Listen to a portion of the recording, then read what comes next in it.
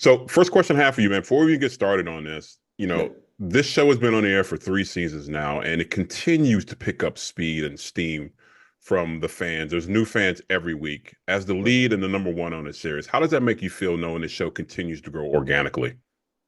as the lead on the show, or even just as an actor on the show, it makes me really excited. There's so many things that are on TV that like they get canceled after a season. They go unnoticed for 6 seasons, but nobody like knows them. I really believe in our show. I think we have a great show. I think it's really great writing and a lot of great acting and the direction. Like Jack Bender is just he's just such a great artist, and that people just keep noticing, and that we get more and more audience members. Like it makes me really really happy because I think it's a worthwhile show. Like if you like that kind of stuff, and if you like horror, if you like suspense thriller, if you like mystery box, if you like any, I think it's just a really great show. And so for me, I want it to be gigantic, but I love that it keeps growing and people keep becoming part of our family, and I love it. I think it's really really cool. Two of the biggest questions I've seen fans ask are Yeah, one, what does "from" stand for, which we still don't know what that means, but we that's still don't know. but two, we finally got one answered, and that was who threw the rope to Boyd. That was one of the That- biggest questions, man. Isn't that cool though? Like it's such a throwback to, what I mean? Like to the beginning of the second season. And so, if you were there, second season and you're like, oh, boy, just got a rope and that guy is changed. Like it was really cool. Every time I see it, I'm like, yes, that's Sean Griffin. It's But just being like the show, it leads to more questions. right, exactly right. Exactly right. That's exactly what they said, though, that John and Jeff Pinkner both said, like, yeah, you'll get some answers, but that's not the show is not about just getting answers. It's just going to lead to more questions. Yeah. If you really like these people, hang out with the people, hang out and see what happens to them because, the answers will come. You'll get all the answers, but that's not the thing you really want. You want to be engaged, and I think that that's what we're doing a really good job of. What I find interesting is for some reason these monsters want to break Boyd so bad. They They made do. him watch the death of Tian Chen in the barn. Mhm. Um, the one I really love was the nurse and monster knocks on the window and Boyd's like, "What the hell do you think you're doing?" Why do you think they want to break him so bad? Is it that if they break Boyd, then they know they can break the town since he's the leader of the group, or why do you think that is? I think actually the answer is how do I say this? I think we kind of got the answer to that in season two, where Abby says something about they want you to hope. They want you to hope because that's what they'll get. They want to do to you. And then Victor said something in episode 8 um, about the people hurting the children. Mhm. Like they believed in them. So somewhere there's something about hope that I'm guessing. I'm literally just guessing right now. But something about it they must feed on it. There must be some kind of, they must feed on it in some way. But I'm literally just guessing. Like I'm putting it together from, the Right. parts of the shows that I've seen so far. But yeah, when Victor does that whole thing about, oh no, the answers are at the beginning. Um, that's in episode 8, right? Yes. Yeah. Yeah. That's episode 8. Yeah, they're at the beginning. They were betrayed by the people who love them. Something about the hope, I think, feeds them. I think that's what they need, but we'll find out. One word that I keep think that keeps coming to mind when I watch your character on the show is guilt. Mm. There's a lot of stuff that Boyd has to do and has to deal with. He has a lot of guilt on his shoulders. Would you agree with that? I would agree with that. I would agree with that a lot. Listen, I think um, when you are in the business of looking after and defending people, whether you're Boyd there or if you're Boyd in the military. Sometimes you have to do things that people not in those positions would find questionable. They'll go like, oh, I don't know if I would do that, but in the name of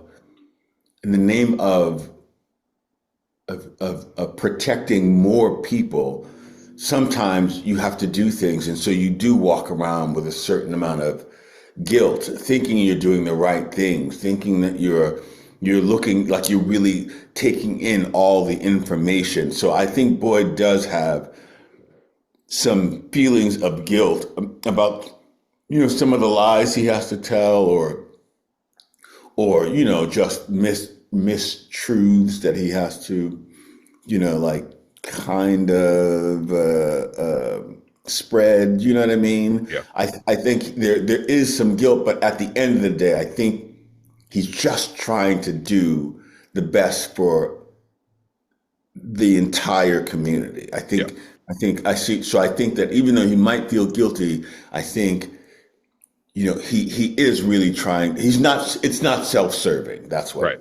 Right. You know what I mean? It's never self-serving. One of the things I hear fans had been talking about since season 1 is, why don't they have a town meeting? Why don't they talk more to each other? Why don't they do this? Okay, you got your town meeting, and you see what happened with that town meeting. Exactly. Those don't go so well. Yeah, and I was thinking, I'm of the mind where you have to keep that kind of information to a certain core group of people, because if you tell everyone, you're going to end up with the Dale situation. And we saw what happened to Dale when he heard about the faraway trees. Right. He did that, and then he ended up where he was. Would you agree that you have to keep it to a small core of people? Or I think you do it. I think it winds up being like that game Grapevine. You know that game? Yes. Yep. You tell somebody a thing, Yep. like, my shoes are black, and at the end of it is like, we all live in a little town called, like, what? You know what I mean? I think you have to keep it to a small group. Listen, there's also something to be said about getting information from other places, because Victor has information, Jade has information, Tabitha has information. There is, but finding that group is the difficult part. So I think right now the only person Boyd really trusts is Donna. Yeah. Like, and because he knows that he and she are really trying to hold their parts of this town together as they try to piece this all together. And so I think you do have to keep it to a small group, but at some point you'll have to expand just to get all the information. But it's Boyd is doing what the audience is doing. He's seeking. Mm-hmm. And as soon as he finds the right places to ask the questions, I'm sure he'll go there, but he's got to find the right places. You just can't ask, clearly you can't like ask Tilly for information because, she's dead. I got to say that there's been some, gory death scenes on that show, but I think the Dale one is the worst. Did they not tell you about that scene? So when you actually walked on set and saw it, your reaction to it was just genuine, or did you absolutely know about it? But your reaction to that scene was fantastic, and I sent you a message about that. Oh, did you? Did I respond? I can't. Yeah, you did. I can't remember all of it. And I asked John about it. I'm like, John, whoever came up with that idea needs a hug, and he's like, I've been wanting to do that since season 1. Yeah, our special effects team is great. No, they told me about it. I knew it was happening. I didn't want to see it until I saw it, because I have that condition, like where you see like things poking through holes or whatever, and it really disturbs me. Mm-hmm. And so I knew that once I saw it, the best reaction I would get would be to look at it. And so I didn't want to look at it until we got to look at it. And then unfortunately, it did the thing that I knew it was going to do. It haunted me for like months. Like every night I'd go to sleep and it would be in my head. And I kind of knew that was going to happen. And because it's just it's part of that condition. I knew that was going to happen, but it was like, I didn't want that to be happening before. And it was just something I just was like, well, here it is. Let's go for it now. I mean, they're really messing with you. Not only that, but like you don't like being in tight, small spaces either, if I remember correctly, when you were down in that. Not so much, but I'd rather be in a tight, small space than see that. Like the thing Oh man, and the special effects, so good. The moving eye, the fingers, the whole thing is really really good and really disturbing. Your reaction was just it was just like you were like and you're like kind of wiping your mouth, but you have to hold yourself a little bit because there's people watching you, so you don't want to Exactly. you want to break down in front of Exactly. them. You got to show some strength. But man, that was a Yeah. fantastic reaction to that. Because really, what you want to do is scream, "Oh shit! Exactly. What the just happened?" But you gotta. There's so many people watching, you really just can't, right? We find out in episode 9 that the voices are back for Sarah, and they told her about Fatima being captured. But you guys, she's close. But you guys can't do anything. It's gonna be, you know what I mean? Yeah, yeah, Talk a little bit yeah. about that and the voices, and her finally hearing the voices again. Yeah, it's like it again, it's part of the whole mystery box of it all. It is why do they talk to her when they talk to her? And why, and what are they doing with the information? Again, they give you some kind of hope, but not really. They're like, you're never going to find her, so it's going to be too late. And so I think it's really cool. I think it's really telling about the place or whoever is running the place or whomever is running. Like, I think it's really just telling it's really, really, it's really, really cool. And the question is like, the question keeps becoming, how will they keep using Sarah and how will Sarah be able to like fight against it or know when they're messing with her or when it's real. And so that's going to be a really great dilemma for Sarah as we move forward. Like how to deal with that. Speaking of moving forward, Boyd and Acosta, that's been an interesting relationship to watch Oh on the show. boy. That scene in the sheriff's where she came to get her gun, that was so good between the both of you. Can you talk a little bit Yeah. about that tension between Acosta and Boyd, and will that continue on as we get to the finale? I think that they met each other at the wrong time, and so they'll have moments of quiet, but I have a feeling that's going to be a thorn in Boyd's side for a really really long time. And the cool thing about it is that we have this really great actress Samantha Brown She's great. yeah, she's so fantastic. So when we were doing that scene originally, when we were sort of rehearsing it to figure out where the camera goes, and I say to her, "Get the fuck out!" And I turn around. When I turned back, when she walked up to me, I was like, Harold. I was like, "Oh, we fighting? We fighting? Is that what's happening?" Like I was shocked by it, and I was like, "Sam, that is such a cool choice." She's like, "I want my gun back." I was like, "I got it, sister." And so she just kept doing it. Like that was how she wanted to play the scene, and it wasn't that part wasn't scripted. She Wow. just wanted her gun back, and so it was very cool. We have some really cool actresses. Even that actress, when Boyd goes to the window that you just mentioned, and she does that, she Yes. improvised that, Oh, and we were really? all like, "Oh snap!" Like we have really great things. Almost everything is scripted. Almost everything is scripted, but once in a while, you'll get something that's really cool, like the actress who did that, or Sam Brown, her walking up into my face. I was like, "Oh snap!" Um, she wants to like, "Oh, we're fighting. Okay, okay." Like the actor had to figure out what was the next step. I was like, "Oh, okay, all right." We see that Boyd's Parkinson's is starting to get a little worse now, and he finally told Ellis about the situation. But the scene that I really enjoyed was the one with Kenny and Boyd when they were looking for Fatima. And he Mhm. basically asked Kenny, he's like, I need to know, can you step up if something happens to me? It may not be a month from now or a year from now, but it's gonna happen. Can you talk Right. about that scene and the importance of Boyd knowing that someone will be there to protect him, his family, and the town?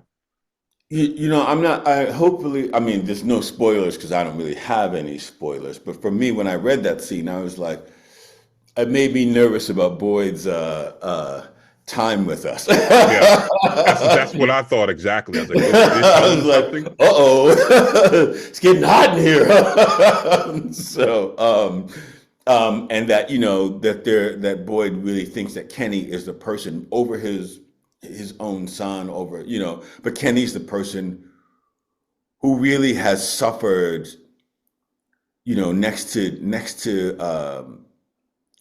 Victor. He sort of suffered like the most here, like both of his parents, like just horrible deaths for them, and still is able to remain level-headed enough to keep searching for a way and keep supporting, the rest of the people in this little town. And so, yeah, it makes sense that Kenny is the one. Though I fear that, and I don't know that it's true. When you see the relationship building between him and Acosta, that's going to be tricky for Boyd. That's going to be Acosta doesn't like him, and at some point Kenny might. Kenny is barely liking Boyd right now. Anyway, he's barely like even able to talk to him, and so an overthrow could be coming down the pipe real soon here. We like I said earlier, we did have the town go out searching for Fatima, and Elgen and Ellis were paired together. And listening to Elgen talk, to me, Ellis started getting a little suspicious. Yeah. Would you agree with that? 100%. I mean, what Elgin is doing is creepy. I mean, again, it's great writing. I mean, if we're looking for her, and he's like, "Well, what if this is for good?" Yeah, I'm gonna be asking you questions too, like, "What you know, bro? Why are you saying crazy stuff?" So, yeah, it is. It's a really creepy thing that he's doing out there in the woods with him. But again, we have some really great actors, and so Nathan is just crushing it. Yeah. One of the things in the show that I'm still trying to figure out why it's happening, and I'm sure John and everyone has a reason for it, is Father Katri. Why do we constantly see Father Katri speaking with Boyd? Is it just a way for Boyd to have someone to throw stuff off of if you can't talk to Donna or someone else? Or there's got to be a reason. I'm wondering about that too. Like, it was Father Katri and Abby for a little while, and after the smashing of the music box, Abby hasn't been back. Right. So I really am wondering what that is. It feels like he's just like, having a conversation with himself. Like it's like the angel that jumps on his shoulder. It's like, yo, you can't do that, or you should think about that. So it feels a little like that, but I'm really wondering what that is. It's almost like Tom, the bartender, showing up for Jade. Yeah. You know what I mean? To make him like ask those questions. Like, and somebody said something. Is it Randall? And he's like, yeah, nothing is here to help us. I think it was Randall. I think it's going to be curious to find out if there is nothing there to help them, or if there is something, to help them.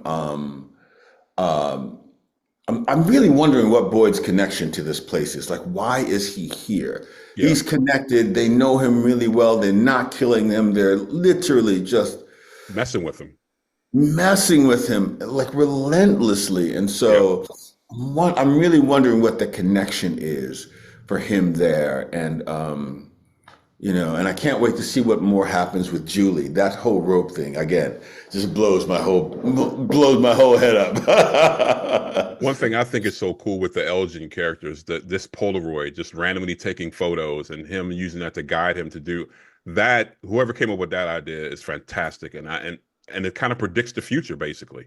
Right. Yeah, it gets even worse. Even by the end, well, it's terrible. Yeah.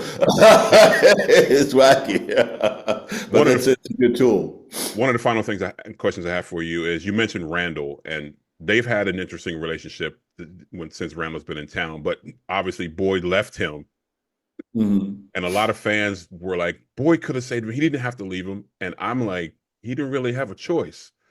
Right. I think Randall's still pissed off about that. So that's another person you're gonna have to watch out for. Exactly. I think Randall is pissed off. Again, yeah, there are potential coups happening all around.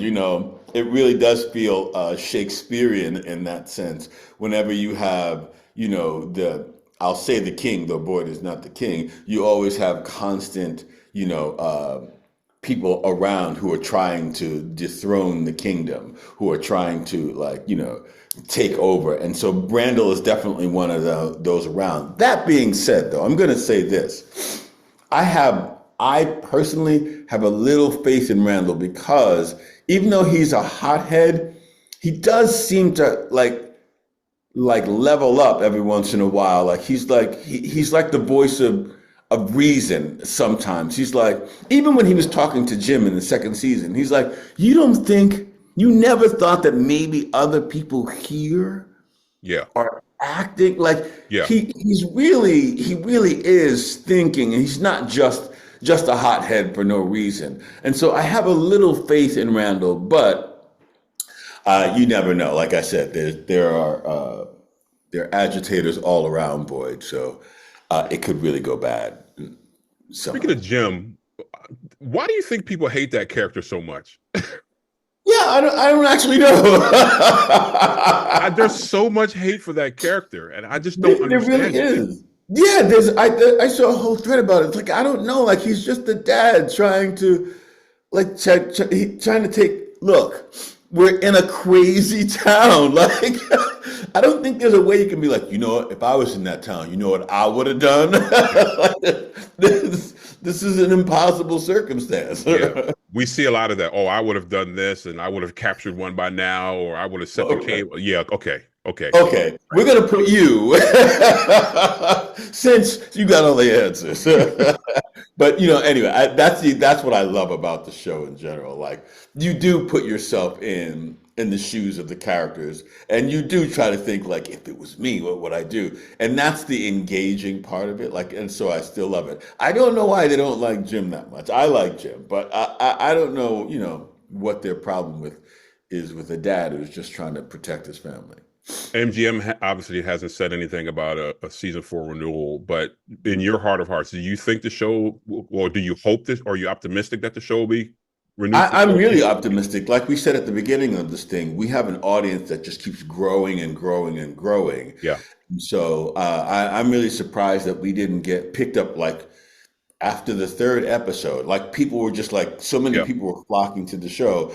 But this whole streaming business is all really different. Like streamers act really different than studios used to act. And so I really have no idea what their decision making what their reasoning is, why they're making the decisions they're making. But they clearly have a different business model, and we're all gonna figure out at some point what they're going to do. But I find it hard. I would find it hard to believe that a show that's getting this popular just wouldn't get the chance to finish out. Everybody wants to know the answer, and if I don't get to find out the answers, I'm gonna be leading I'm gonna be leading the charge against whoever to get this show finished, because I want to know what's going on here. And finally, of course, I ask you this all the time when we talk. I know you can't say much, but we have the finale coming up. What can fans look forward to with the season 3 finale? Look, season 3 finale. There are so many things that look. There are almost 3 different things that happen that you can go like, oh, wow, that's a crazy ending, and then another thing happens. You're like, oh, that's a bananas ending, and then one more. So the end of season 3, I'll tell you like this: I got a copy of season 3 finale, and so I watched it with my kid. Don't get jealous. I watched it with my kid, and the way she hopped out of her chair when it was over, she was like, I want you to go back right now. I want this show to finish right now. So it's an exciting ending, and it's gonna keep you so salivating for more. So that's what gives me hope that we definitely are gonna have a season 4. That is my sincere hope, but I also feel really strong that we are going to.